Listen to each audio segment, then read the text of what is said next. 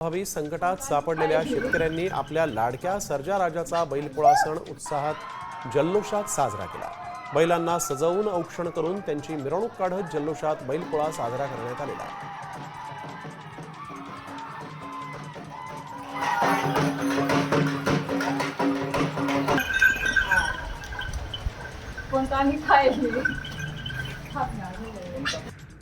लासलगावमध्ये शेतकऱ्यांनी जालन्याच्या घनसावंगीमध्ये ग्रामीण भागात पोळा सण मोठ्या उत्साहात साजरा होतोय। ढोल ताशाच्या गजरात बैलांच्या जोडीची मिरवणूक काढण्यात आली आहे।